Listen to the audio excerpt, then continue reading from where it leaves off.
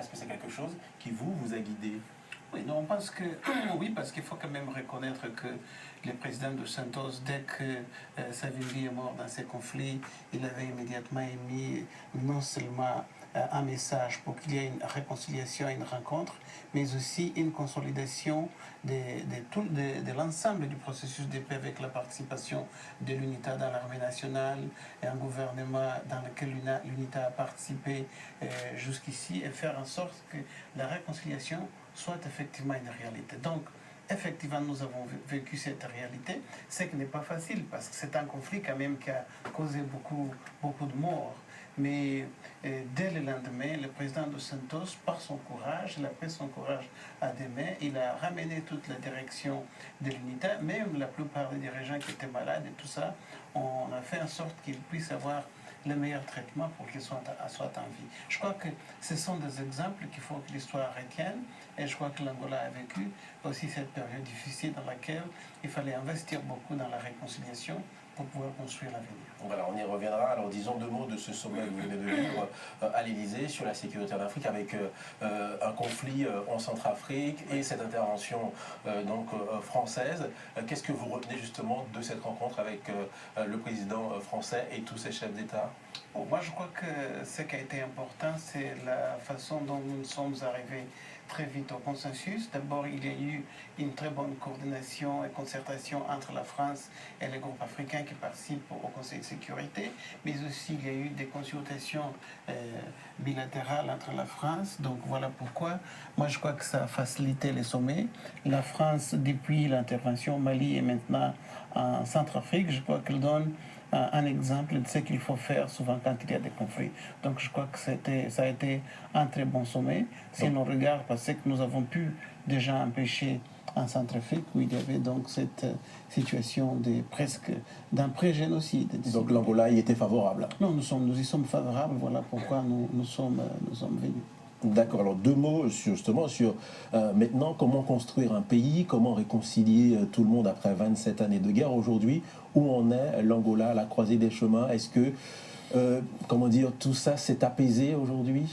Oui, je crois que c'est apaisé. À mon avis, je crois que l'Angola a pu lancer un très grand défi. Il faut quand même que vous vous rendiez compte que nous avons que 10 années. Donc, dans les premières années de la guerre, il a fallu quand même réconcilier tous les Angolais. Reconstituer l'armée nationale, la police nationale, les organisations de l'État, faire participer l'UNITA aux institutions et ensuite lancer un programme de développement. Pour vous, ça c'est fait? Non, nous sommes en train de le faire. Il faut maintenant, les grands défis, à mon avis, c'est la lutte contre la pauvreté. Parce que vous savez quand même qu'aujourd'hui, nous pensons qu'il y a peut-être 60% de la pauvreté vaincue, mais je crois qu'il y a quand même 38% de gens qui vivent encore dans la pauvreté. Et si vous regardez notre programme de développement en ce qui concerne 2012-2017, la priorité est donnée à la lutte contre la pauvreté. Mais aussi de faire en sorte que l'Angola puisse sortir du contexte ou du cadre des pays moins avancés pour qu'on soit au niveau des pays intermédiaires. Donc la priorité, c'est une meilleure redistribution des richesses, notamment le pétrole, tout ça. Exactement, exactement. C'est ce qui est en train de se faire. Il faut quand même voir qu'en 10 années, nous avons réhabilité toutes les infrastructures routières et ferroviaires. Et il faut dire que nous avons aussi investi énormément dans la santé. Nous avons reconstruit plus de 270 hôpitaux et cliniques sur l'ensemble du pays. Nous avons pu remettre dans le système scolaire environ 6 millions d'enfants qui étaient exclus du système scolaire. Donc tout ça, ce sont de très grands défis. Mais il reste encore beaucoup de choses à faire. Et notre priorité, justement, c'est de faire en sorte que la richesse qui vient du pétrole soit bien partagée. Et ceci va continuer à se faire dans les années à venir. Donc c'est pas, si vous voulez, c'est pas facile de faire des défis aussi importants dans une journée, mais si vous vous rendez compte aujourd'hui, si vous allez en Angola aujourd'hui et vous comparez ce que nous étions au stade où nous étions en 2003-2004, vous allez vous rendre compte effectivement qu'il y a un très grand changement. Ensuite, nous avons gardé quand même un taux de croissance qui est très bon, qui reste entre 8 et 12% au cours de toutes ces années. Donc nous avons varié par là et je crois que tout ceci est en train de donner un certain dynamisme à l'économie nationale. Alors concrètement, comment justement faire en sorte que la courroie de transmission passe de ce taux de croissance qu'on voit en Afrique, parfois certains à 2 chiffres, à comment dire, l'amélioration de la vie quotidienne de la population? Parce que ce qui peut se passer, c'est ça, c'est ce hiatus. Oui, non, mais ce hiatus du développement et des inégalités, nous l'avons en Angola, mais vous allez l'avoir un peu partout en Afrique. Mais nous pensons que pour pouvoir résoudre la question des inégalités, il faut d'abord développer les infrastructures. Vous ne pouvez pas investir dans des régions à l'intérieur lointaines sans que vous ayez des infrastructures. Il faut faire en sorte que vous ayez des infrastructures, il faut investir dans les écoles, il faut investir dans la santé, et ensuite il faut donner aux administrations locales la capacité de pouvoir gérer les administrations locales. Aujourd'hui, nous sommes en train de le faire. En ce qui concerne la production agricole rurale, nous sommes en train de créer des facilités pour qu'ensuite les gens puissent facilement, non seulement vendre localement, mais aussi aller à des marchés où ils peuvent augmenter leur rente. Donc je crois que c'est un défi et il faut le faire dans les temps, mais nous sommes en train de le faire. Alors est-ce qu'aujourd'hui, votre parti, donc le MPLA, est au pouvoir depuis 34 ans. Est-ce que vous considérez, vous, que l'opposition, les partis d'opposition s'expriment comme il faut, sans représailles, sans justement que l'État, qui contrôle tous les instruments, n'empêche justement ces partis de s'exprimer? Oui. Mais les partis participent normalement aux élections. Ils sont à l'Assemblée nationale, ils sont dans la société civile. Donc, disons qu'il y a une démocratie participative, puisque notre Constitution prévoit que les partis politiques puissent participer à ce processus. Naturellement, il y a souvent des malentendus. Et c'est quand on parle de manifestations, je crois que peut-être ceci est quelque chose qui a posé des problèmes à certains. Naturellement, qu'une manifestation, il faut qu'elle soit sollicitée et ensuite autorisée par la police. Et la police est aussi obligée de donner son avis.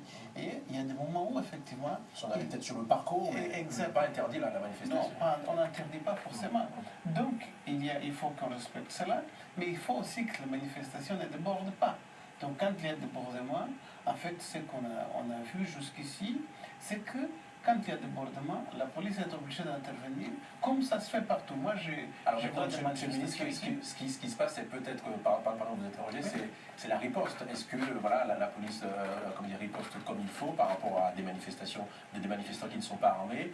Prenons par exemple ce qui s'est passé. Moi, j'ai reçu ici un jeune qui dit, bon voilà, les policiers ont réagi un peu trop violemment et il y a un de leurs camarades, notamment du parti CASA, qui est mort des suites de ses blessures. Oui.